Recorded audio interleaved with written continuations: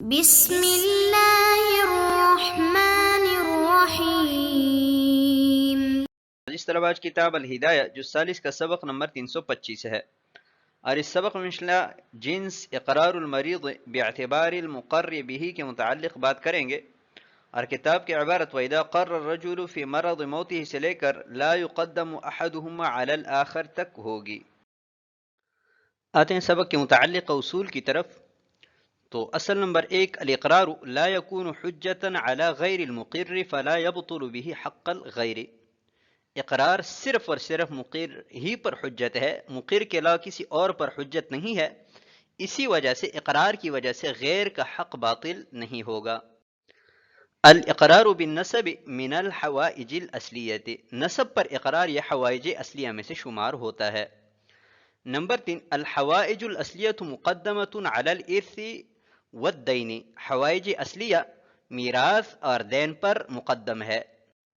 Number 4، حق الورثۃ والغرماء یتعلق بالترکۃ فی مرض الموت، مرض موت میں ورثاء اور اسی طرح غرماء کا حق ترکہ کے ساتھ متعلق ہو جاتا ہے۔ نمبر 5، لا وصیۃ للوارث ولا اقرار له بالدین، وارث کے لیے نہ تو وصیت کی جا سکتی ہے اور نہ ہی دین کا اقرار کیا جا سکتا ہے۔ نمبر 6، المعین لا مرد له، کہ جو چیز آنکھوں کے سامنے ہو رہی ہو اسے رد نہیں کیا جا سکتا۔ نمبر 7، اذا اقر المریض بدین لغیر الوارث جاز ذلك علیہ فی جمیع الطریقہ، جب مریض غیر وارث کے لیے دین کا اقرار کریں تو یہ اس پر کل ترکہ میں جائز ہے۔ الضابط فی دیون المیت، میت کی دیون میں ایک ضابطہ بیان کرتے ہیں۔ تو میت کے دیون 3 قسم کے ہیں۔ نمبر 1، الدین فی الصحہ، وہ دین کہ جو صحت کی حالت میں اس پر واجب ہے۔ نمبر 2، الدین الثابت بالمعاینۃ او البینہ، کہ وہ دین کہ جو معاینہ یا بینہ سے ثابت ہو۔ نمبر 3، اقرار المریض بالدین، ایک شخص مرض موت میں مبتلا ہے، اس صورت میں اس نے دین کا اقرار کیا۔ تو پہلی اور دوسری قسم قوت کے اعتبار سے برابر ہے، اور تیسری جو قسم ہے یعنی مریض کا مرض موت میں دین کا اقرار کرنا، یہ دونوں سے ضعیف ہے۔ آتے ہیں فصول کی طرف۔ تو جن سے اقرار المریض للوارث او لغیرہ، تو 4 فصول میں تقسیم کیا ہے۔ فصل نمبر 1، الاقرار بالعین لغیر الوارث، غیر وارث کے لیے کسی عین کا اقرار کرنا تو اس اقرار کا اعتبار کیا جائے گا۔ الاقرار بالدین لغیر الوارث، غیر وارث کے لیے دین کا اقرار کرنا تو یہ قول بھی معتبر ہے۔ الاقرار بالعین للوارث، اپنے کسی وارث کے لیے کسی عین کا اقرار کرنا تو اس کا اعتبار نہیں کیا جائے گا۔ نمبر 4، الاقرار بالدین للوارث، وارث کے لیے دین کا اقرار کرنا تو اس صورت میں بھی مریض کا قول غیر معتبر ہے۔ آتے ہیں کتاب کی عبارت کی طرف۔ باب اقرار المریض، یہ باب مریض کے اقرار کے بیان میں ہے۔ قال وَإِذَا قَرَّ الرَّجُلُ فِي مَرَضِ مَوْتِهِ بِدُيُونٍ وَعَلَيْهِ دُيُونٌ فِي صِحَّتِهِ، اور اگر کسی آدمی نے مرض موت میں دیون کا اقرار کیا اور حال یہ ہے کہ اس پر بحالت صحت دیون واجب ہے، وَدُيُونٌ لَزِمَتْهُ فِي مَرَضِهِ بِأَسْبَابٍ مَعْلُومَةٍ، اور ایسے دیون کہ جو مرض موت میں اسباب معلومہ کے ساتھ لازم ہوئے ہیں۔ فدین الصحت والدین المعروف الاسباب مقدم، تو صحت کا دین اور وہ دین کہ جو اسباب معلومہ سے واجب ہوا ہے وہ مقدم ہے۔ وقال الشافعی رحمہ اللہ تعالی دین الصحت ودین المرض یستویان، اور امام شافعی رحمہ اللہ تعالی نے فرمایا کہ دین صحت اور دین مرض دونوں برابر ہے، لاستواء سببہما، کیونکہ دونوں کا سبب برابر ہے۔ وهو الاقرار الصادر عن عقل ودین، اور وہ سبب دین اور عقل سے صادر ہونے والا اقرار ہے۔ ومحل الوجوب الذمۃ القابلۃ للحقوق، اور وجوب کا محل ایسا ذمہ ہے کہ جو حقوق کو قبول کرتا ہے۔ فصار كإنشاء التصرف مبایعۃ ومناکحۃ، پس یہ بے یا نکاح کے طور پر نئے تصرف کرنے کی طرح ہوا۔ ولنا ان الاقرار لا يعتبر دلیلا اذا كان فيه ابطال حق الغیر، اور ہماری دلیل یہ ہے کہ اقرار میں جب غیر کے حق کا ابطال ہو تو وہ بطور دلیل معتبر نہیں ہے. وفی اقرار المریض ذالک، اور مریض کے اقرار میں یہی پایا جاتا ہے. لأن حق غرماء الصحت تعلق بهذا المال استیفاء، اس لیے کہ صحت کے غرماء کا حق اس کے مال کے ساتھ استیفاء کے طور پر متعلق ہوا ہے. ولہذا یمنع من التبرع والمحابات الا بقدر الثلث، اور یہی وجہ ہے کہ اسے محابات اور تبرع سے منع کیا جاتا ہے مگر 1/3 کے مقدار میں. بخلاف النکاح لأنه من الحوائج الاصلیت وهو بمہر المثل، برخلاف نکاح کے اس لیے کہ مہر مثل کے عوض نکاح حوائج اصلیہ میں سے ہیں. وبخلاف المبایعۃ بمثل القیمت، اور برخلاف باہمی بے کے مثل قیمت کے عوض. لأن حق الغرماء تعلق بالمالیت لا بالصورت، اس لیے کہ قرض خواہوں کا حق مالیت کے ساتھ متعلق ہے نہ کہ صورت کے ساتھ. وفی حالت صحت لم يتعلق حقهم فی المال، اور حالت صحت میں ان کا حق مال کے ساتھ متعلق نہیں ہوا. لقدرته علی الاکتساب فیتحقق التثمیر، کیونکہ وہ کمانے پر قادر ہے لہذا اضافہ متحقق ہوگا. وهذه حالت العجز، اور یہ عجز کی حالت ہے. وحالت المرض حالت واحدۃ لأنه حالت الحجر، اور مرض کے دونوں حالت ایک ہی حالت ہے اس لیے کہ ممانعت کی حالت ہے. بخلاف حالت الصحت والمرض، برخلاف صحت اور مرض کے حالت کے. لأن الاولى حالت اطلاق، اس لیے کہ پہلی حالت اجازت کی حالت ہے. وهذه حالت عجز، اور یہ عجز کی حالت ہے. فافترقا، لہذا دونوں میں فرق واضح ہوا. وإنما تقدم الديون المعروفة الأسباب لأنه لا تهمة في ثبوتها، اور معروفت الاسباب دیون کو مقدم کیا جائے گا اس لیے کہ ان کے ثابت ہونے میں کوئی تہمت نہیں ہے. اذ المعین لا مرد له، اس لیے کہ آنکھوں کے سامنے ہونے والی چیز کو رد نہیں کیا جا سکتا.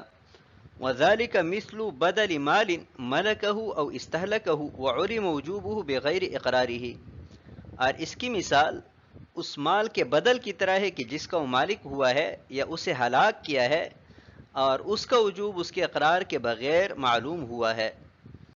او تزوج امرأة بمہر مثلها، یا کسی عورت کے ساتھ مہر مثل کے عوض نکاح کیا. وهذا الدین مثل دین الصحت، اور یہ دین صحت کی طرح ہے. لا يقدم احدهم على الاخر، ایک کو دوسرے پر مقدم نہیں کیا جائے گا. لما بینا، ہماری بیان کردہ دلیل کی وجہ سے. باب اقرار المریض، یہاں سے نیا باب شروع کر رہے ہیں جس میں مریض کے اقرار کے متعلقہ احکامات بیان کیے جائیں گے. تو پہلا مسئلہ یہ بیان کیا گیا ہے کہ ایک شخص نے مرض موت میں دیون کا اقرار کیا کہ فلاں فلاں فلاں شخص کا میرے ذمے قرض ہے، اور حال یہ ہے کہ صحت کی حالت میں اس پر دیون لازم تھے، یا مرض موت میں اسباب معلومہ کے ساتھ اسے دیون لازم ہوئے ہیں. تو ابھی 3 قسم کی دیون ہے. ایک تو وہ دیون ہے کہ جو بحالت صحت ان پر واجب تھے، اور ایک وہ دیون ہے کہ جو مرض موت میں اسباب معلومہ سے اس کے ذمہ واجب ہوئے ہیں، اور ایک وہ دیون ہے کہ جو مرض موت کی حالت میں اس کے اقرار سے واجب ہوئے ہیں. تو فدین الصحت والدین المعروف الاسباب مقدم، دین صحت اور اسی طرح وہ دین کہ جو اسباب معلومہ سے مقر پر واجب ہوا ہے وہ اس دین سے مقدم ہے کہ جو اقرار سے ثابت ہوا ہے. وقال الشافعی رحمہ اللہ تعالی، اور امام شافعی رحمہ اللہ تعالی فرماتے ہیں کہ دونوں دیون کا جو سبب ہے وہ ایک ہے، اور وہ عقل اور دین، یعنی ایک عاقل اور دیندار شخص سے صادر ہونے والا اقرار ہے. تو جب سبب کے اعتبار سے دین صحت اور دین مرض برابر ہے تو درجہ میں بھی دونوں برابر ہوں گے. ومحل الوجوب الذمۃ القابلۃ للحقوق، اور اس دین کے وجوب کا جو محل ہے وہ ایسا ذمہ ہے کہ جو حقوق کو قبول کرتا ہے، یعنی وہ شخص کے جو اقرار کرتا ہے اس کے ذمے میں حقوق ثابت ہو سکتے ہیں. تو جب محل الوجوب ایسا ذمہ ہے کہ جو حقوق کو قبول کرتا ہے اور سبب بھی دونوں کا ایک ہے تو دین صحت اور دین مرض ادائیگی کے اعتبار سے دونوں برابر ہوں گے. فصار كإنشاء التصرف مبايعة ومناكحة، اور یہ ایسا ہوا جیسا کہ بے اور نکاح کا تصرف، یعنی جیسے بے اور نکاح کا تصرف حالت صحت اور حالت مرض میں برابر ہے، تو اقرار بھی چونکہ انشاء کی طرح ہے، اس لیے حالت صحت اور حالت مرض کا اقرار برابر ہوگا، اور اس اقرار سے ثابت ہونے والا دین ادائیگی کے اعتبار سے برابر ہوگا۔ ولنا ان الاقرار لا يعتبر دلیلا اذا كان فيه ابطال حق الغیر، اور ہماری دلیل کا خلاصہ یہ ہے کہ اقرار حجت قاصرہ ہے، اور یہ صرف اور صرف مقر کی حد تک دلیل اور حجت بن سکتا ہے، غیر پر اقرار حجت نہیں ہے۔ تو یہی وجہ ہے کہ اگر اقرار مبطل حق الغیر ہو، یعنی اقرار کی وجہ سے غیر کا حق باطل ہو رہا ہو، تو وہ اقرار حجت نہیں بن سکتا۔ وفی اقرار المریض ذالک، اور مریض کے اقرار میں یہی بات موجود ہے کہ اس سے غیر کے حق کا ابطال لازم آ رہا ہے۔ لأن حق غرماء الصحت، یہاں سے اس سوال کا جواب ہے کہ اس مریض کے اقرار میں غیر کا حق کیسے باطل ہو رہا ہے، تو اس کا جواب صاحب ہدایہ دے رہے ہیں کہ حالت صحت کے جو غرماء ہے ان کا حق اس مریض کے مال کے ساتھ متعلق ہو چکا ہے، جیسا کہ ہم اصول میں بیان کر چکے ہیں۔ تو جب اس مریض کے مال کے ساتھ حالت صحت کے غرماء کا حق متعلق ہوا، تو بھی اگر یہ مریض کسی اور کے لیے اقرار کر رہا ہے تو حالت صحت کے غرماء کے حق کو باطل کر رہا ہے، اور ایسا اقرار کہ جس سے غیر کا حق باطل ہو وہ غیر معتبر ہے۔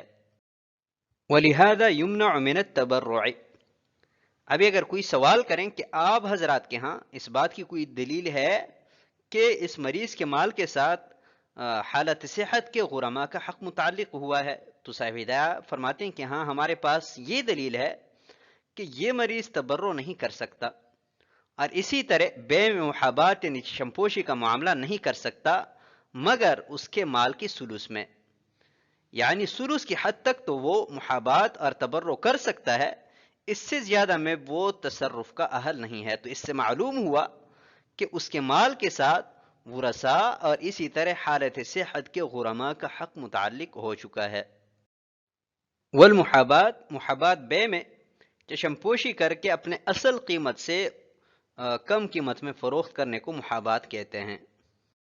بخلاف النکاح، یہاں سے امام شافعی رحمہ اللہ تعالیٰ کی قیاس کا جواب دے رہے ہیں کہ نکاح پر قیاس کرنا درست نہیں ہے، اس لیے کہ مہر مثل کے عوض نکاح کرنا حوائج اصلیہ میں سے ہیں، کیونکہ نکاح ہی پر بقائے نسل موقوف ہے۔ تو جب نکاح حوائج اصلیہ میں سے ہیں تو انسان کو اس میں اپنا مال صرف کرنے سے نہیں روکا گیا ہے۔ وبخلاف المبایعۃ بمثل القیمۃ، اور اسی طرح مثل قیمت کے عوض بے کرنے پر بھی قیاس کرنا درست نہیں ہے، کیونکہ مثل قیمت کے عوض بے کرنے میں غرماء کا حق باطل نہیں ہوتا، اس لیے کہ ان کا حق مالیت کے ساتھ متعلق ہے، نہ کہ کسی خاص مال اور صورت کے ساتھ۔ تو جب مثل قیمت کے عوض بے کرنے سے غرماء کا حق باطل نہیں ہوتا تو اس پر اقرار فی حالت المرض کو قیاس کرنا درست نہیں ہے، کیونکہ اس سے غرماء کا حق باطل ہوتا ہے۔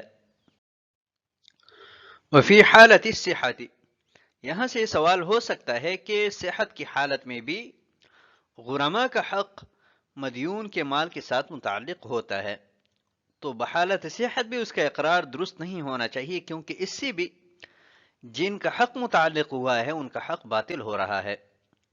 تو اس کا جواب صاحب ہدایہ نے یہ دیا ہے کہ حالت صحت میں اس کے مال کے ساتھ غرماء کا حق متعلق نہیں ہوا ہے، کیونکہ صحت کی حالت میں وہ اکتساب، کسب و کمائی پر قادر ہے اور اپنے مال کو بڑھا سکتا ہے، اور جہاں تک بیماری کی حالت ہے تو بیماری کی حالت میں غرماء کا حق اس کے مال کے ساتھ اس وجہ سے متعلق ہو جاتا ہے کہ وہ عجز کی حالت ہے، وہ اپنے مال کو مزید نہیں بڑھا سکتا، تو اس وجہ سے بیماری کی حالت میں تو غرماء کا حق اس کے مال کے ساتھ متعلق ہو جاتا ہے، اور صحت کی حالت میں اس کے مال کے ساتھ متعلق نہیں ہوتا۔ وحالت المرض، علامہ عینی رحمہ اللہ تعالیٰ فرماتے ہیں کہ مرض کی دو حالتوں سے مراد ابتدائی اور انتہائی حالت ہے۔ تو یہ دونوں برابر ہیں، چاہے ابتدا میں اقرار کریں اور چاہے انتہا میں اقرار کریں، بہر دو صورت اس کا اقرار صحیح نہیں ہے، کیونکہ اس اقرار کی وجہ سے غرما کا حق باطل ہوتا ہے، اور ہر ایسا اقرار کہ جو کسی کے حق ابطال کو متضمن ہو وہ صحیح نہیں ہوتا۔ لأنہ حالت الحجر، اور یہ دونوں برابر اس وجہ سے ہیں کہ مرض کی جو حالت ہے وہ ممانعت کی حالت، اس حالت میں وہ کاروبار وغیرہ نہیں کر سکتا، چاہے ابتدا میں ہو اور چاہے انتہا میں ہو، تو اس وجہ سے دونوں حالت برابر ہیں۔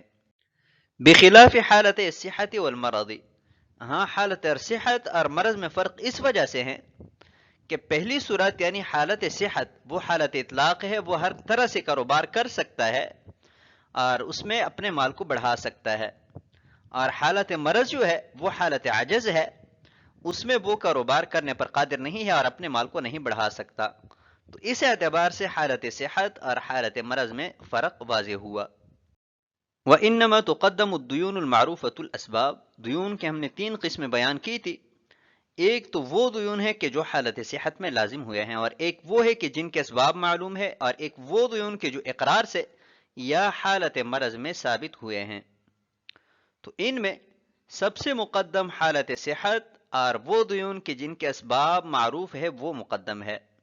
یہاں پر تقدیم کی وجہ بیان کر رہے ہیں کہ معروفت الاسباب دیون کے ثابت ہونے میں کوئی تہمت نہیں ہے، اس لیے کہ معروفت الاسباب دیون یا تو بینہ سے ثابت ہوتے ہیں، تو جب بینہ سے ثابت ہوں گے اس میں کوئی تہمت نہیں ہوگی، یا مشاہدہ سے ثابت ہوتے ہیں، تو جب مشاہدہ سے بھی ثابت ہو تو اس میں کوئی تہمت نہیں ہے۔ تہمت اس وجہ سے نہیں ہے کہ اذ المعین لا مرد لہ، کہ جو چیز آنکھوں کے سامنے ہو اس کو رد نہیں کیا جا سکتا، جیسا کہ اصول میں بیان کیا جا چکا ہے۔ وَذَلِكَ مَثَلُ بَدَلِ مَالٍ مَلَكَهُ أَوْ اسْتَهْلَكَهُ، یہاں سے صاحب ہدایہ معروفت الاسباب دیون کی مثال پیش کر رہے ہیں۔ تو پہلی مثال یہ ہے کہ ایک شخص مال کا مالک بنا، یعنی کوئی جانور خریدا، اس جانور کا مالک بنا اور خریدنے کے نتیجے میں اس جانور کا بدل اس پر لازم ہو، تو اس کا سبب معلوم ہے، یا کسی کی کوئی چیز ہلاک کی اور اس کا ضمان واجب ہوا، تو اس مال کے وجوب کا جو سبب ہے وہ معلوم ہے، لیکن یہ شرط ہے کہ اس مال کے وجوب کا علم اس کے اقرار کے بغیر ہوا ہو، یا مشاہدہ سے یا بینہ سے قاضی صاحب کے سامنے ثابت کیا گیا ہو۔ او تزوج امرأة بمہر مثلہ، کسی عورت کے ساتھ مہر مثل کے عوض نکاح کیا اور اس کا مہر جو اس کے ذمہ میں واجب ہے، تو یہ بھی دیون معروفت الاسباب کے قبیل میں سے ہیں۔ وَهَذَا الدَّيْنُ مِثْلُ دَيْنِ الصِّحَّةِ، صاحب ہدایہ فرماتے ہیں کہ ایسا دین کہ جس کا سبب معلوم ہو وہ دین صحت کے برابر ہے، دونوں میں سے کسی ایک کو دوسرے پر مقدم نہیں کیا جائے گا، اس لیے کہ قوت کے اعتبار سے دونوں برابر ہے۔ تو آج کے سبق کو اسی پر ختم کرتے ہیں۔ والسلام علیکم ورحمۃ اللہ وبرکاتہ۔